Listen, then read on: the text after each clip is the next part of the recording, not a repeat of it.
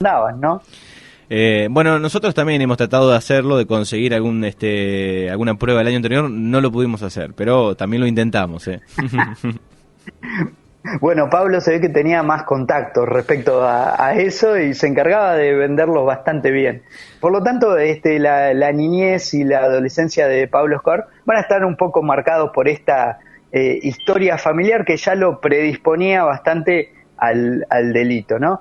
Ya más salido de la adolescencia, cuando empieza la etapa, de hecho, él va a asistir durante un año y medio, dos, a la universidad, empieza en la Facultad de Economía de Medellín, ahí ya empieza a trazar una relación con un traficante legal que más que nada lo que traía a Colombia era tabaco, bebidas alcohólicas de contrabando. Ahí va a ser sus primeros pininos, podemos decir, en el crimen organizado, ¿sí? Solamente como contrabandista, pero eso le va a servir, si se quiere, para ir viendo nuevas prioridades para los negocios. Por ejemplo, Escobar siempre decía que él tenía la capacidad de verle determinado fruto o determinado jugo a actividades que el resto ni se imaginaba, ¿no? Entonces, él empieza a pensar que esa mismo puede empezar a usar esos contactos, esa estructura, el tema, ¿no?, del contacto con las autoridades policiales, con los jueces, para montar una gran red de drogas, ¿sí? Que él empieza a pensar que quizás si consigue coca en bruto producida en Ecuador, viste que Ecuador y Colombia son países fronterizos, bueno, él se empieza a ir con su primo Gustavo muy seguido hacia Ecuador, ahí consiguen la coca en bruto, la llevan a Colombia y ahí es donde en medio de la selva empiezan a montar laboratorios clandestinos para procesar la coca y transformarla en cocaína, ¿no? Se consiguen a químicos expertos que le hablan de cómo hacer los procedimientos técnicos, empiezan a contar con una red de traficantes, es decir, ellos son los organizadores de todo, aplican un verdadero criterio empresarial al negocio de la cocaína, ¿no? Y todo de una manera prácticamente autodidacta. Va a haber mucha gente, Manu, que dice que si Pablo Escobar hubiese aplicado toda esa visión organizativa que tenía a algo verdaderamente positivo, quizás hubiese sido uno de los empresarios del siglo, ¿no? Porque fue impresionante toda la red que montó prácticamente de la nada, ¿no? Y, por ejemplo, profesionalizando un tráfico que antes estaba totalmente desorganizado. Él fue el que armó toda esa red, ¿no? Y justamente con otras personas que se dedicaban a lo mismo en Colombia, va a armar el primer cártel de drogas de América Latina hacia fines de la década del 70, ¿no? Más precisamente, la organización que arma él va a ser el Cártel de Medellín. El famoso cártel de Medellín. Bueno, así que estamos ahí a principios de los 80, él hacia el 80 y pico, digamos, empieza con a tomar los mandos, ¿no? Exactamente, sí, ya a fines de los 70 ya empieza con el negocio de la cocaína, establece en medio de la selva quizá el mayor laboratorio de drogas del que se tenga memoria, que se llama Tranquilandia, ¿sí? Ahí tenía pero a decenas de trabajadores, guardias, lo tenían todo muy bien cubierto, tenía una pista de aterrizaje porque se empieza a dar cuenta de que el mejor negocio es armar toda una ruta con avionetas, ¿no?, que van por las islas del Caribe, repostando en distintos lugares para abastecerse de combustible, todo de forma muy, muy secreta, e introducirse en el gran mercado, ¿no?, que es en Estados Unidos, ¿sí? Él tenía toda una red de gente que le recibía su mercadería en Estados Unidos y que la vendía a un precio muy superior del cual salía de Colombia. Por lo tanto, empieza a amasar una fortuna de una forma verdaderamente vertiginosa, ¿no? Y además, bueno, tiene toda una red de socios, como por ejemplo Rodríguez Gacha, alias el mexicano, los hermanos Ochoa o Carlos Leder, que también van a aportar, algunos van a aportar, por ejemplo, hombres armados, otros aportan todo el material de lo que es avionetas, pilotos, otros se dedican a la compra de políticos, jueces, o sea, tenían una estructura sumamente diversificada y bien distribuida, ¿sí? Verdaderamente el cártel de Medellín, a finales de la década del 70 y principios de la década del 80, era pero un gran pilar de la economía colombiana, Manu, porque acá también estamos hablando de que realmente el narcotráfico se volvió un negocio tan grande que empezó a generar puestos laborales non santos, podríamos decir, para mucha gente, y además Pablo Escobar empieza a ver que con semejante cantidad de dinero, con el poder que estaba generando, puede empezar a comprar policías, jueces, políticos. Es decir que el cártel empieza a darle de comer a mucha gente al mismo tiempo, ¿no? Y por eso se dice que el negocio de la cocaína se vuelve una cuestión tan importante que pasa a ser un pilar de la economía colombiana de ese momento, ¿no? Es increíble, es increíble. O sea que podemos eso. decir que sí, totalmente, ¿no? Cómo hacían funcionar el PBI del país en base a una droga, ¿sí? Eso es terrible, y además incluso durante muchos años la revista Forbes lo tenía ahí entre los más ricos del mundo. Totalmente, Manu. Llegaron a... se estima que en su mejor momento Pablo Escobar tuvo una fortuna de cerca de 30.000 millones de dólares. ¿Te imaginas lo que es eso? Es algo que no se puede ni siquiera mensurar, ¿no? Es lo que debe de deuda externa a muchos países. Claro, sí, estamos hablando de números, ahí comparándolo uno dice, tenía mucha plata, manejaba mucha plata. Escúchame, Manu, se dice que en cierto momento no sabía qué hacer físicamente con tanta cantidad de dinero, que empezó a guardarlo en su vivienda, de la cual vamos a hablar a continuación, en la Hacienda Nápoles.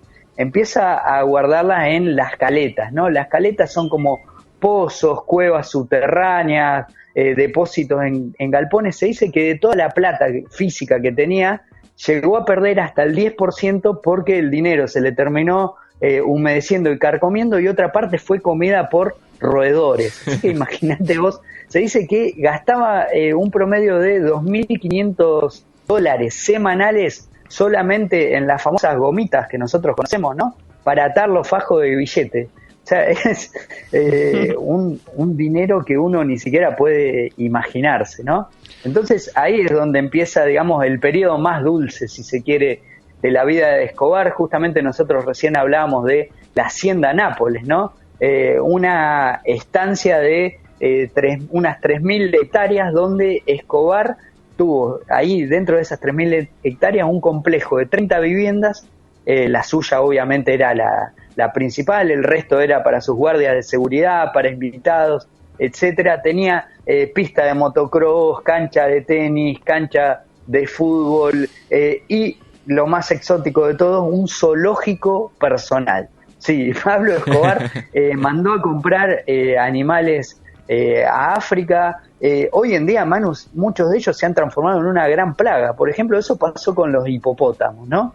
Empezó solamente con 2 parejas de hipopótamos, pero se empezaron a reproducir indiscriminadamente, encontraron un hábitat donde no tenían predadores naturales, y hoy en día se han transformado en una especie de plaga, se han dispersado por los pantanos de la zona de Medellín, y eso ha preocupado a las autoridades colombianas porque están dañando el medio ambiente del lugar. Así que imagínate hasta lo que llegó las locuras de Pablo Escobar, ¿no?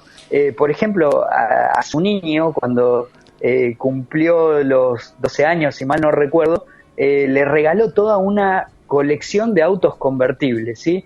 El nene jugaba a los autitos, le gustaban los autitos, y su papá le dijo un día, bueno, acá tenés los autitos tuyos en miniatura, acá los tenés, ¿no? Y le mostró un garage lleno de autos clásicos. Verdaderamente eso es lo que significa ni saber qué hacer con tanto dinero, ¿no?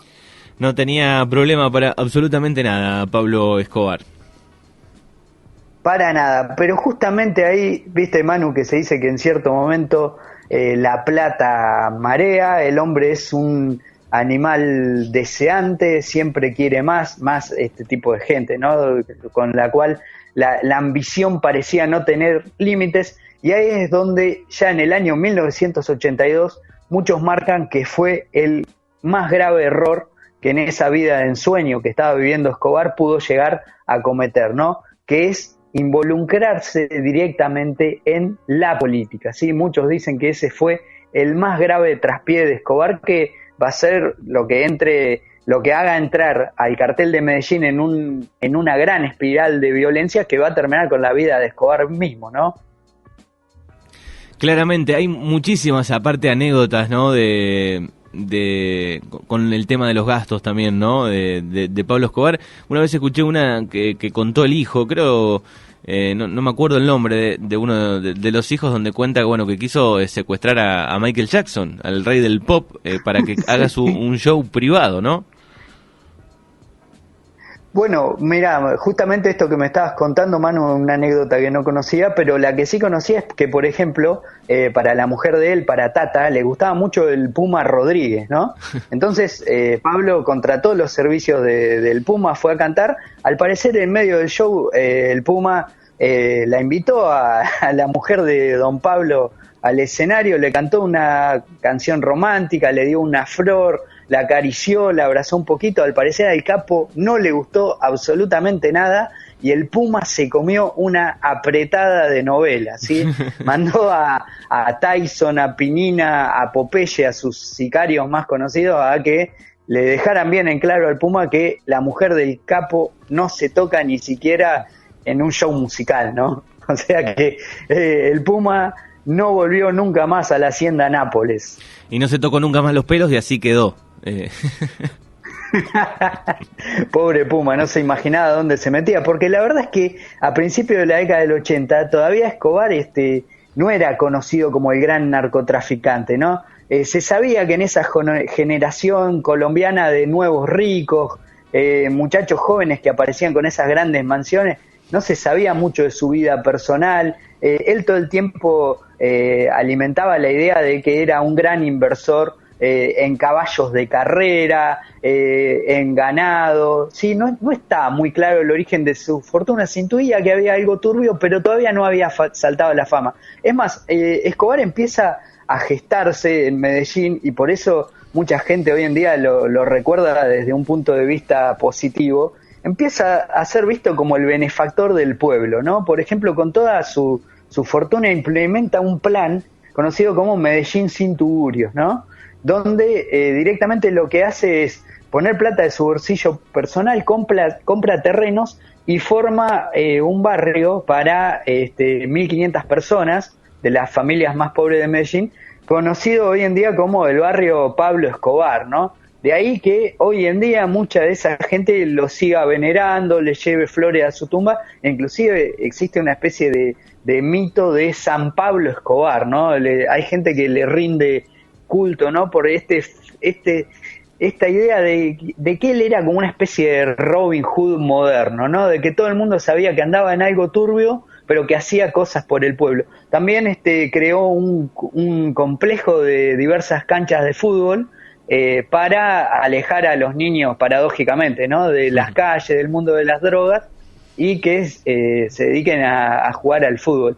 Por lo tanto, digamos, esta es la etapa donde Escobar se quiere mostrar como algo que evidentemente no era, ¿no? Como un hombre bueno, un hombre del pueblo, y justamente esa ambición la va a trasladar a lo político. La verdad es que el resto de la gente del cártel de Medellín le dice a Escobar: ¿por qué te querés meter en esto? ¿Por qué saltar a la fama de esta manera? A partir de ahora vas a ser un personaje público, te van a empezar a investigar. Bueno, Escobar les dice: miren, en algún momento los políticos van a empezar a querer echar mano de nuestro negocio, nos van a exigir cada vez más, nos van a salir cada vez más caro. La mejor manera de no perder ese capital económico es que nosotros seamos la ley, que nosotros seamos el gobierno. Entonces, el objetivo de máxima que tiene Escobar al catapultarse al terreno político es ser electo diputado para, desde el Congreso colombiano,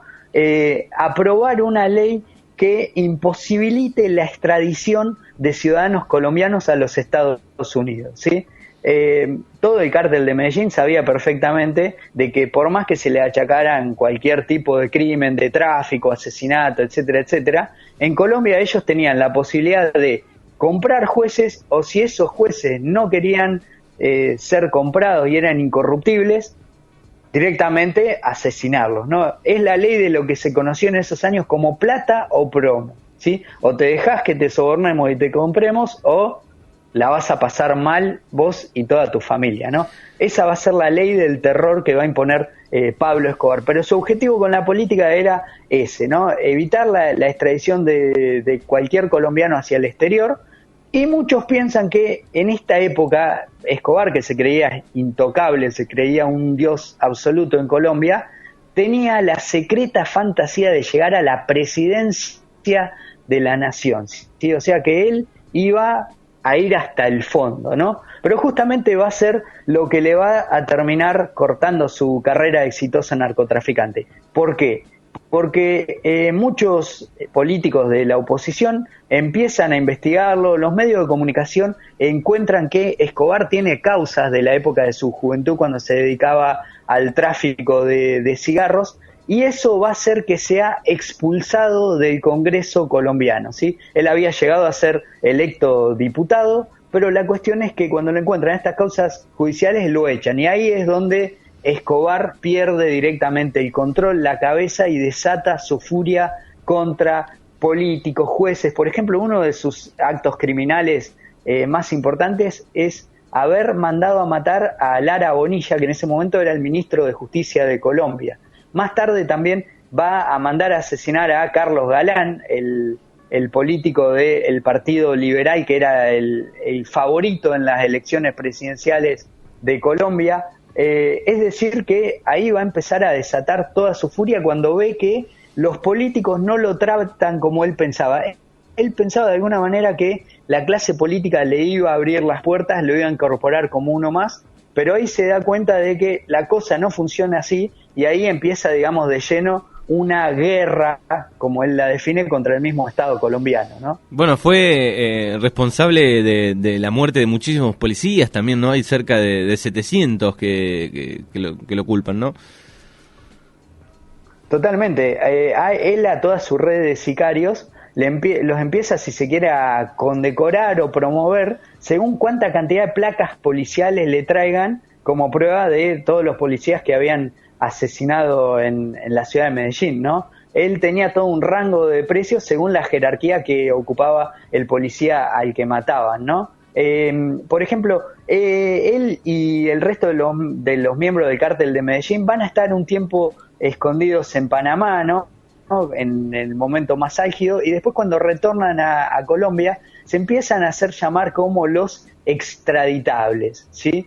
Y ahí empiezan todo este sistema de presión sobre el Estado colombiano para que dejen de lado la extradición. Ellos sabían perfectamente que si los extraditaban a Estados Unidos se iban a comer una cadena perpetua y no iban a salir nunca más, ¿no? Entonces ellos tenían siempre el dicho: preferimos una tumba en Colombia que una cárcel en Estados Unidos, ¿no? Es como que ellos en Colombia sabían que tenían la posibilidad de presionar y de tirar de la soga hasta el último momento, pero que en Estados Unidos no iban a tener esa chance, ¿no? Entonces los extraditables empiezan toda esta red de asesinatos de policías, jueces, políticos, magistrados, y también empiezan con todo el tema del terrorismo, ¿sí? Por ejemplo, Pablo Escobar va a empezar en tratativas con la ETA, ¿sí? El grupo terrorista vasco, que eran expertos en explosivos, y van a empezar a volar diversas comisarías dentro de Colombia,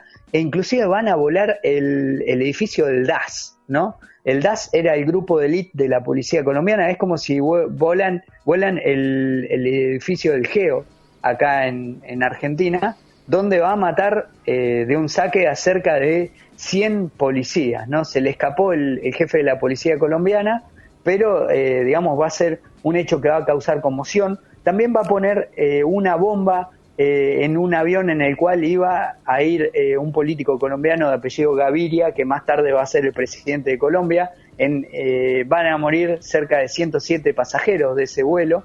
O sea que ahí se ve, digamos, el Escobar más siniestro. El Escobar que no le importa absolutamente nada la vida del resto de los colombianos, para él poder salirse con la suya, ¿no?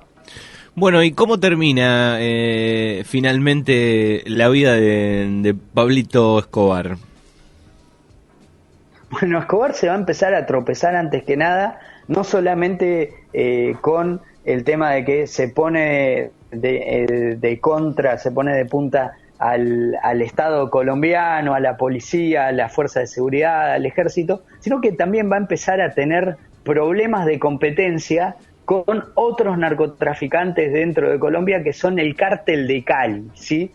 Se van a disputar el predominio de las rutas de la cocaína hacia Estados Unidos, porque hay que decir una cosa, Manu, ¿no? Mientras Escobar está enfrascado en esta lucha con el Estado colombiano, lo que no se interrumpe para nada es el procesamiento de drogas y su traslado hacia afuera de Colombia. No nos olvidemos que el cártel de Medellín controlaba el 80% de la exportación de cocaína hacia los Estados Unidos. Pero ¿qué pasa? El cártel de Cali cada vez se empieza a poner más fuerte, cada vez empieza a ganar más aliados, e inclusive los de Cali establecen una especie de alianza con el gobierno colombiano, cosa que será revelado bastante más tarde, para empezar a perseguir a Pablo Escobar. También empieza a intervenir la DEA, ¿sí? la Central Antidrogas norteamericana, también empieza a darle tecnología, información al Estado de Colombia, o sea que a Pablo ya lo empiezan a acercar desde varios lados. Hay un grupo paramilitar colombiano que se llaman las Autodefensas Campesinas, que también lo tienen en la mira porque Pablo Escobar mató a parte de sus integrantes, es decir que se empieza a ganar enemigos por doquier, ¿no? Y encima empieza a perder aliados cercanos. Por ejemplo, el mexicano es asesinado en una redada policial. Lo mismo pasa con su primo hermano Gustavo Gaviria, que dicen que ese fue un golpe no solamente anímico para Pablo Escobar, sino también desde el punto de vista económico, porque era el que controlaba toda la finanza, era el encargado de lavar la plata del cártel. Entonces se le empieza como a mover toda la estructura. Paralelamente él a sangre más sangre, ¿no? Y empieza a desencadenar toda una red de atentados terroristas por todo Colombia. En determinado momento se da cuenta de que la única opción que le queda es tratar de llegar a una vía de negociación con el Estado colombiano. Y ahí es donde hace un pacto con el presidente Gaviria, según el cual Pablo Escobar se va a entregar a la policía confesando un delito un solo delito, para quedar en prisión, y a cambio lo que logra Escobar es que se haga una reforma de la Constitución colombiana en la cual se prohíbe la extradición de colombianos a los Estados Unidos. O sea que podemos decir que en este año, en 1992, después de tantas muertes, después de tantos atentados, tanta violencia, pareciera que todo se encaminaba, digamos, hacia un final en el cual, si bien Escobar se entregaba, iba a quedar indemne de varios crímenes, y por el otro lado se iba a cortar con esa oleada de terrorismo dentro de Colombia, ¿no? Bueno, ¿y sus últimos días? Pero ahí es donde Manu fracasa la cuestión. ¿Por qué? Porque el Estado de Colombia le permite a Escobar hacer su propia cárcel. Sí, aunque a vos te parezca mentira, Pablo Escobar hizo su propia cárcel a las afueras de Medellín, en un lugar que era apodado La Catedral, ¿no? Era en un cerro donde todo el tiempo, por el clima de Medellín, era un sector bastante brumoso, de difícil acceso. Bueno, ahí Escobar monta una cárcel en la cual hay pista de baile, jacuzzi, su familia lo visita todos los días, van chicas, ¿no? Digamos como que era una cárcel entre comillas. Tenía encima al ejército colombiano que le cuidaba de todos sus enemigos de la afuera. Desde adentro, Escobar se dedica a la extorsión de otros políticos colombianos y otros narcotraficantes. Sigue manejando el negocio de las drogas de dentro de la cárcel. Podemos decir que estaba en su salsa, ¿sí? Había salido claramente ganando, ¿no? Y encima lo cuidaban. Encima lo cuidaban, tal cual. Pero se ve que su ambición no conocía límites y erróneamente creyendo que dos de sus narcos que quedaban afuera de los segundos dentro de su organización se estaban quedando con parte de su negocio, ordena asesinarlos de una manera aberrante, ¿no?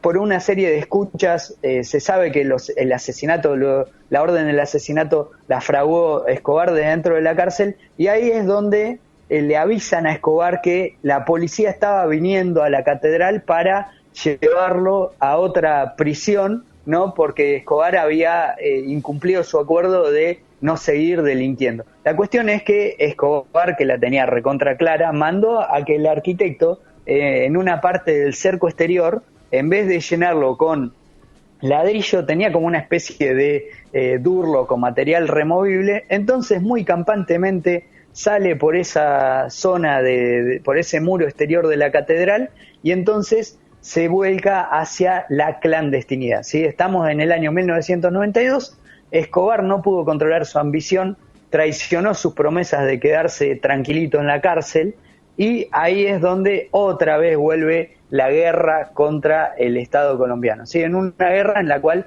Escobar se da cuenta de que ya no tiene la misma cantidad de aliados que tenía antes, no tiene el mismo arsenal, no tiene ni siquiera el mismo capital económico. Entonces, si se quiere, ahí es como que de alguna manera Escobar entra en un tobogán que lo va a llevar directamente hacia la muerte, ¿sí? El edificio donde vivía su familia, el edificio Mónaco, que era un penthouse en medio de Medellín, un penthouse absolutamente lujoso, va a recibir un bombazo, que se dice que lo tiraron los del cártel de Cali, lo van a destruir por completo. Entonces él de alguna manera siente que se va quedando solo, intenta hacer que su familia sea trasladada hacia el exterior, pero tanto Alemania como Estados Unidos no aceptan a la familia de Escobar y la deportan de nuevo a Colombia. Por lo tanto, Escobar se empieza a volver cada vez más paranoico con el asunto de que asesinen a su familia, y de alguna manera se va a empezar a ver cercado. La cuestión es que el día 1 de diciembre del año 1993, que es cuando él cumple 44 años de edad, tiene una comunicación telefónica con su hijo Juan Pablo, ¿sí? Pero ¿qué pasa? Los de la DEA estaban escuchando esa conversación telefónica. Escobar siempre era muy cuidadoso con los teléfonos satelitales, siempre sabía que podía hablar más o menos unos 2 minutos y medio, pero que enseguida tenía que cortar la comunicación y volver a llamar, porque si no su señal podía ser triangulada, ¿no? Por las distintas antenas parabólicas. La cuestión es que ese día del cumpleaños, al parecer Escobar necesitaba mucho del afecto de su familia, se quedó hablando más de lo debido. Los radares de la DEA lo pudieron identificar de dónde estaba saliendo su señal, lo empezaron a cercar en ese departamento, en esa casa de la ciudad de Medellín, donde él estaba solamente viviendo con su guardaespaldas, conocido como El Limón, ¿sí? Por ejemplo, Manu, hay un tema de Los Redonditos de Ricota que se llama Me Matan Limón, que está inspirado justamente en las últimas horas de Escobar, ¿no? Por ejemplo, en la canción dice: por los techos viene el bloque otra vez. El bloque era el bloque de búsqueda que había armado la policía colombiana para ir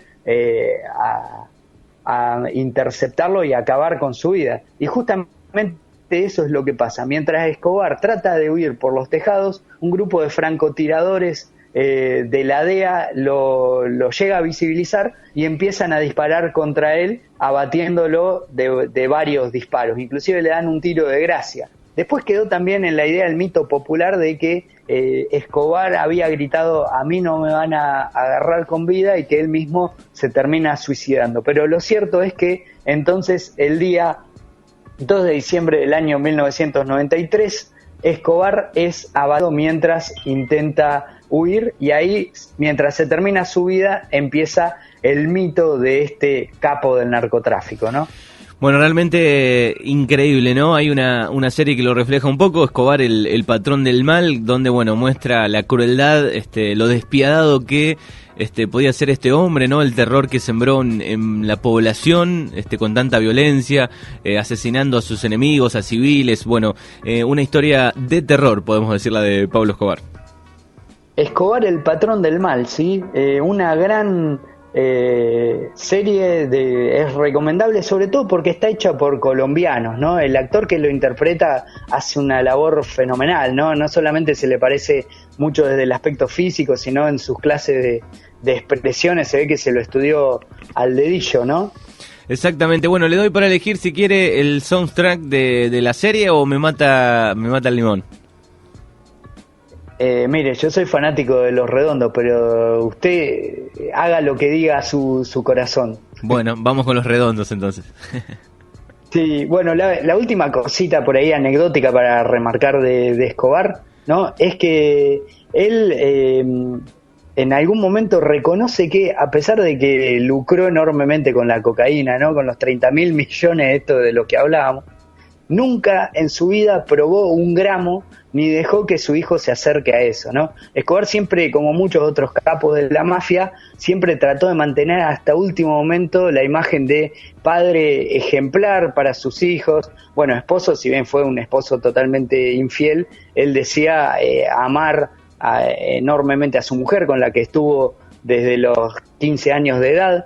Es decir que, digamos, la paradoja de un personaje absolutamente contradictorio, ¿no? Exactamente, bueno, así pasaba la vida de Pablo Escobar en este viernes con Fabricio Machinera. Muchas gracias, buen fin de semana y a quedarse en casa. Muy amable, Manu, será entonces hasta el próximo viernes. Hasta luego, saludos a toda tu audiencia. Chau, chau, hasta luego.